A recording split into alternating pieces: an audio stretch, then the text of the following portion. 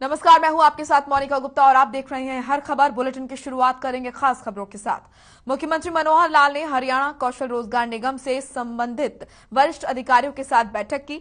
इस दौरान सीएम ने अधिकारियों को निर्देश दिए कि जिन युवाओं की कोर्ट के मामलों या अन्य कारणों से सरकारी नौकरी छूट गई है, उन्हें हरियाणा कौशल रोजगार निगम के माध्यम से अनुभव के आधार पर नौकरी में प्राथमिकता दी जाए।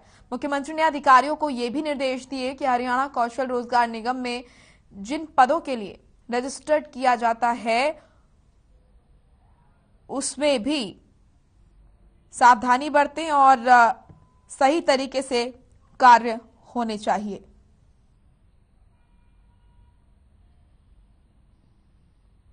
तो मुख्यमंत्री मनोहर लाल ने हरियाणा कौशल रोजगार निगम से संबंधित वरिष्ठ अधिकारियों के साथ बैठक की।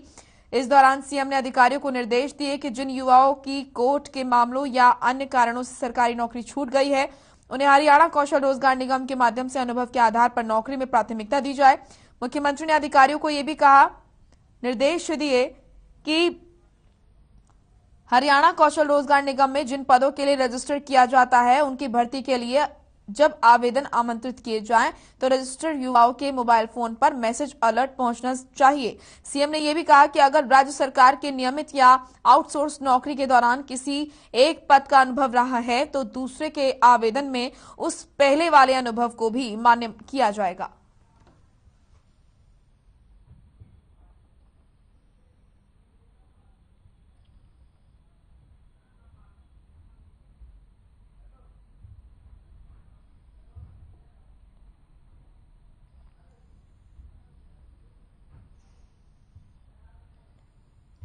तो वही प्रदेश भर में डॉक्टरों की हड़ताल को लेकर प्रदेश में एस्मा लागू किया गया है। स्वास्थ्य मंत्री अनिल विज ने खुद ट्वीट कर इस बात की जानकारी दी है और बताया कि डॉक्टर्स की हड़ताल के वजह से ये कदम उठाया गया है। और साथ ही ये भी कहा कि कोरोना काल में जिस तरीके से मरीजों को दिक्कतें हो रही हैं, उसी को लेकर ये कदम उठाया गया है। अब काफी समय तक जो डॉक्टर्स हैं वो हड़ताल नहीं कर पाएंगे। चलिए ग्राफिक्स के जरिए आपको दिखाते हैं। सैद्धांतिक मंजूरी दे दी गई और उनको बातचीत करने के लिए डीएस देसी और राजीव अरोड़ा जी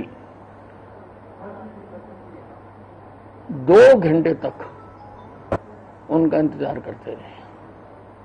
उनको बता दिया गया कि मुख्यमंत्री जी ने सैद्धांतिक मंजूरी दे दी है। उन्होंने कहा जी चाहे दे दी है, हमने तो हड़ताल पर जाना ही जाना है। मुझको लगता है इनके पीछे कोई है जो कोरोना के खिलाफ इस लड़ाई में विघन डालना चाहता है, इसलिए हमें एस्मा लगाना पड़ा। सैद्धांतिक मंजूरी दे दी गई।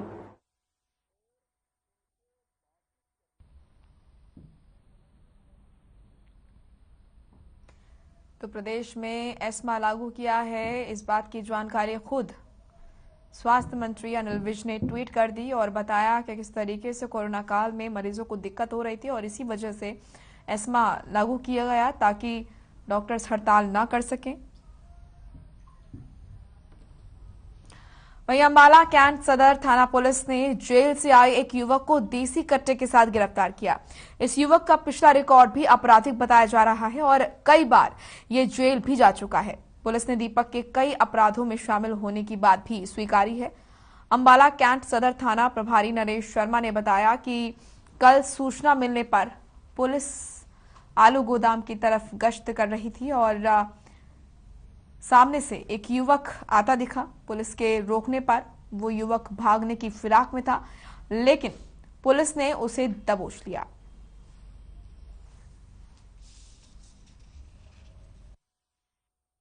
क्या व्यक्ति है, इसके खिलाफ पहले भी विभिन्न धाराओं के तहत काफी मुकदमे दर्ज है और ये पहले सजा भी काट चुका है सेंट्रल जेल में। अभी रिसेंटली ये कुछ समय पहले जेल से बाहर आया है। बाहर आकर के फिर इसने आपराधिक गतिविधि में हिस्सा लेना शुरू कर दिया। कल इसको हमारे थाना के एएसआई मतलूब ने एक देसी कट्टा के साथ पकड़ा है। इसको आज हम कोर्ट में पेश करके रिमांड ले और फर्दर इन्वेस्टिगेशन कर रहे हैं।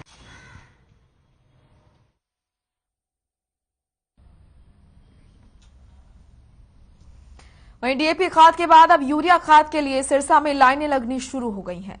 किसान रात से ही ठंडे में अनाज मंडी में बने सरकारी केंद्र में यूरिया खाद खरीदने पहुंच रहे हैं। और वहीं आपको बता दें कि खाद की आपूर्ति नहीं हो पा रही है। किसानों ने कहा कि भारतीय किसान एकता के प्रदेश अध्यक्ष लखविंद्र सिंह ने किसानों की भीड़ को लाइनों में तब्दील किया।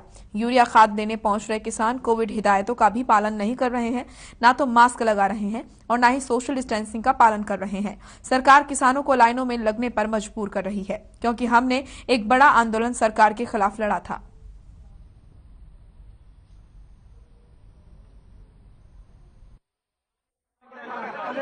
ये सरकार की नाकामी है, जब पता है सरकार को भी कितनी डिमांड है। और दूसरा नंबर, ये बरसात थी, मौसम विभाग पहले ही बता देता है भी बरसात है, कितने % बरसात होनी है।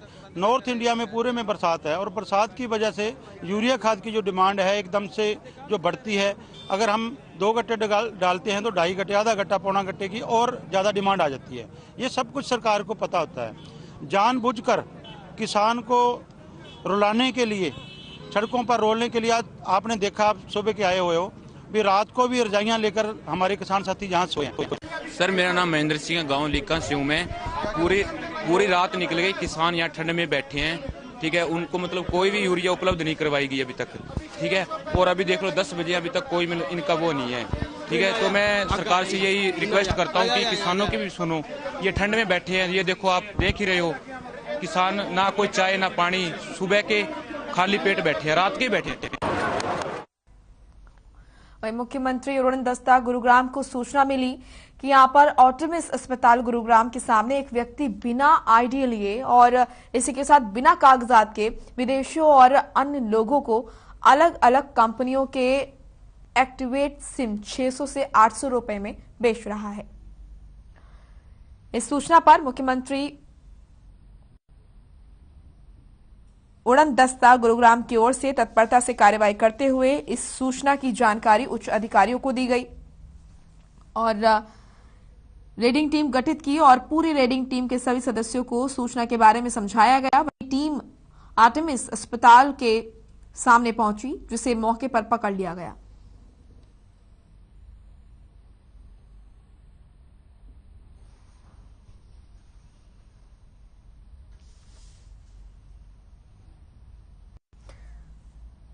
तो सीएम फ्लाइंग टीम की कार्रवाई देखने को मिली, जहां फर्जी सिम बेच रहे युवक को पकड़ा गया। सूचना के बाद उस पर कार्रवाई की गई।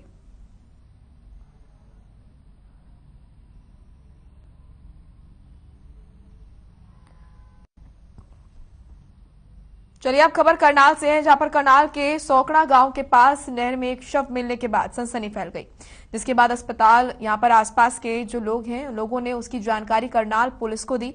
पुलिस ने मौके पर पहुंचकर सभी पहलुओं को लेकर जांच शुरू की। इसी के साथ गोताखोरों की टीम भी मौके पर पहुंची। गोताखोरों की मदद से शव को नहर के किनारे लाया गया और इसी के साथ आपको बता दें कि उसकी जेब से एक ड्राइविंग लाइसेंस भी मिला है, जिससे उसकी शिनाख्त कैथल निवासी राकेश के रूप में हुई है। करनाल पुलिस ने शव को कब्जे में लेकर करनाल के कल्पना चावला के मोर्चरी हाउस में रखवा दिया है और सभी पहलुओं को लेकर जांच शुरू कर दी है।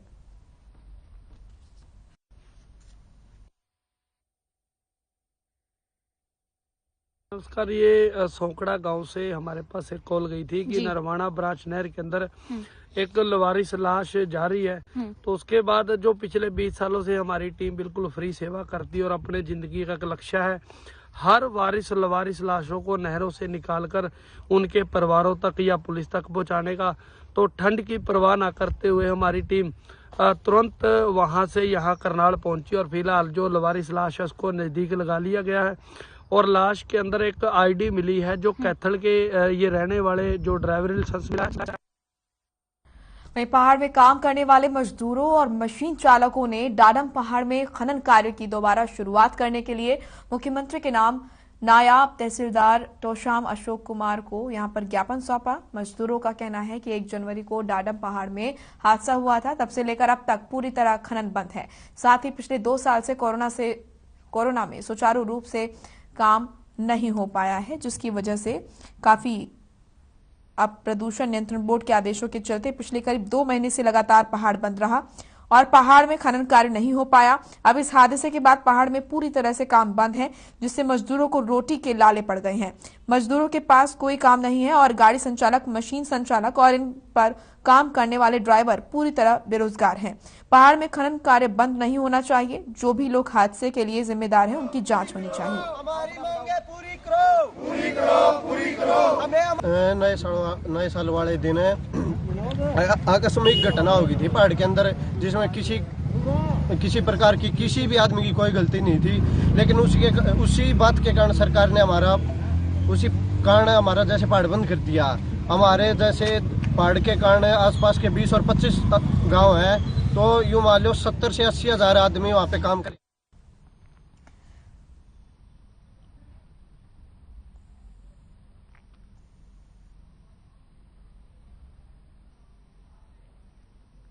चलिए अब खबर पानीपत के समालका से है, जहां चुलकाना रोड पर शराब फैक्ट्री से केमिकल युक्त और प्रदूषित पानी से परेशान किसान जो हैं वो यहां पर काफी परेशान नजर आए। और इसी के साथ आपको बता दें कि यहां पर किसानों ने फैक्ट्री के बाहर कुछ दिन पहले धरना भी दिया था, जिस पर संज्ञान लेते हुए एसडीएम समालका ने इस मामले की जांच कर फैक्ट्री को सील कर दिया था और फैक्ट्री संचालक को नियम के तहत फैक्ट्री चलाने के आदेश दिए थे।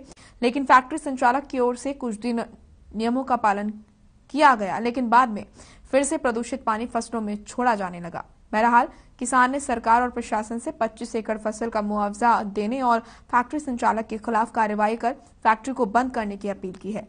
अब देखना होगा कि प्रशासन की ओर से क्या कार्रवाई अमल में लाई जाती है।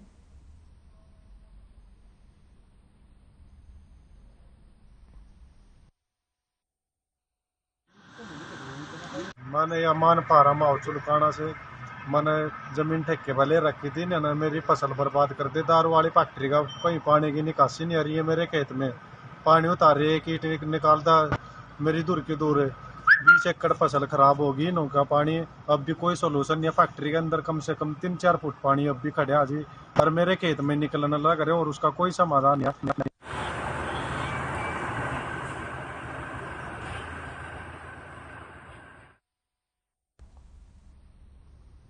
वहीं प्रदेश में बढ़ते कोरोना के मामलों और भविष्य में लॉकडाउन लगने की स्थिति के बावजूद फरीदाबाद में बिहार, यूपी और अन्य प्रदेशों के प्रवासी मजदूर और कामगार पलायन करने से साफ इनकार कर रहे हैं। औद्योगिक नगरी में काम करने वाले प्रवासी मजदूरों का साफ तौर पर कहना है कि फैक्ट्री मालिकों की ओर जहां उनका वैक्सीनेशन करवा दिया गया है, वहीं उनके रहने और खाने पीने के तमाम इंतजामों की सुविधा उन्हें उपलब्ध करवाई गई है, जिसके चलते वो किसी भी सूरत में पलायन नहीं करेंगे। कई मजदूरों ने प्रदेश सरकार के प्रयासों की सराहना की है। वहीं फैक्ट्री मालिकों का भी कहना है कि प्रवासी मजदूर काम करना चाहते हैं और घर लौटना नहीं चाहते, क्योंकि उन्हें तमाम सुविधाएं यहां उपलब्ध करवाई गई हैं और सभी प्रवासी मजदूरों का वैक्सीनेशन भी सरकार की तरफ से कर दिया गया है। यहाँ जो प्रवासी लेबर है, यूपी बिहार से है, सबको वैक्सीनेशन हो चुका है। यहाँ किसी को घर नहीं जाने, घर कोई जाना नहीं चाहता। यहाँ से सब काम करना चाहते हैं। ये पूरा इंडस्ट्रियल एरिया है। हमारे आस पड़ोस में भी सब इंडस्ट्रीज हैं, जिन सबको वैक्सीनेशन हो चुका है और सब लोग यहाँ काम करना चाहते हैं। कोई छुट्टी कर घर नहीं जाना चाहता है। सब मेहनती मजदूर हैं। सबको कंपनी की तरफ से जो भी फैसिलिटीज सब प्रोवाइड की जाती है। पंकज भाई साहब के यहाँ पर काम करता रहता हूँ और पिछले लॉकडाउन भी मेरा यहाँ पर पूरी व्यवस्था करी गई थी और अब भी पूरी व्यवस्था करी जा रही है और सरकार भी कुछ योगदान भी दे रही है और उसमें कोई दिक्कत नहीं आ रही है हमें और पूरा फुल कोऑपरेट करा जा रहा है। हमें प्रोग्राम नहीं रहेगा। मैं पिछले साल भी यहीं था और अब भी यही इस साल भी यहीं रहूँगा और मेरे बाबूजी जो हैं मेरे खूब अच्छे हैं और कोई दिक्कत नहीं है। खाने पीने रहने सहने के सब व्यवस्था पूरी कर रखी है, कोई दिक्कत नहीं आ रही। पर लोहारू से है, जहां पर भारतीय किसान संघ से जुड़े किसानों ने लागत के आधार पर फसलों को लाभकारी मूल्य मिलने के लिए साथ ही संसद में नए कानून बनाने के लिए राष्ट्रपति के नाम एसडीएम को ज्ञापन सौंपा। वहीं उन्होंने बताया कि पिछले 70 वर्षों से किसानों के साथ एमएसपी के नाम पर उनकी फसलें को लूटा जा रहा है, लूट हो रही है, जिसके कारण किसानों को फसलों के उचित दाम नहीं मिल रहे हैं। महासिंह जी, आज हमारा पूरे अखिल भारतीय अधिकारियों से तय हुआ था कि महामहिम राष्ट्रपति के नाम से पूरे प्रांत में हर ब्लॉक में भारतीय किसान संघ ने ज्ञापन दिया है, जिसमें लागत के ऊपर मूल्य के ऊपर किसान की फसल का रेट मिलना चाहिए। और काफ़ी ऐसी चीज़ें हैं जिनके लिए हमने कृषि कानून बनाए थे। उस समय भी हमने मांग रखी थी कि उनमें सुधार किया जाए, लेकिन सरकार ने अनदेखी की, उसका उनको नतीजा भुगतना पड़ा है। उसके लिए भी किसान के लिए कुछ न कुछ सोचा जाए। चलिए अब खबर रादौर से है, जहां पर भारतीय किसान संघ से जुड़े किसानों ने कई मांगों को लेकर अलग अलग 2 ज्ञापन राज्यपाल और इसी के साथ राष्ट्रपति के नाम तहसीलदार को सौंपा। वहीं सौंपे गए ज्ञापन में किसानों ने फसलों के लाभकारी मूल्य सहित क्षेत्र समस्याओं को भी प्रमुखता से रखा। और इसी के साथ आपको बता दें कि किसान यहां पर अपनी समस्याएं उन्होंने बताई।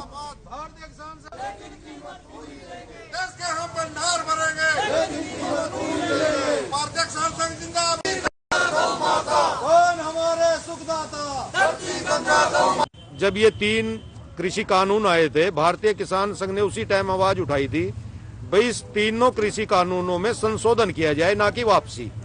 इसमें कुछ फायदे, किसानों के फायदे की भी बातें थी, कुछ नुकसान की बातें थी, लेकिन सरकार ने इसको इग्नोर किया और उसका खामियाजा ये भुगतना पड़ा कि 1 साल तक लोग वहां पे धरने पे बैठे रहे और सरकार की भी बदनामी हुई और किसानों का भी नुकसान हुआ। भारतीय किसान संघ चाहता है भी इसमें संशोधन करके जो किसानों के हक की बात है वो ऐड करी जा, जैसे कृषि का। चलिए अब खबर जगाधरी से है, जहां पर पिछले 5 दिनों से लगातार बारिश हो रही है। वहीं किसानों ने भारतीय किसान यूनियन के बैनर के पास प्रदर्शन किया। साथ ही सरकार से शीघ्र सर्वे करवाकर मुआवजा दिए जाने को लेकर मांग की। दरअसल किसानों का कहना है कि जिले में लगातार बारिश होने के चलते फसलों को भारी नुकसान पहुंचा है।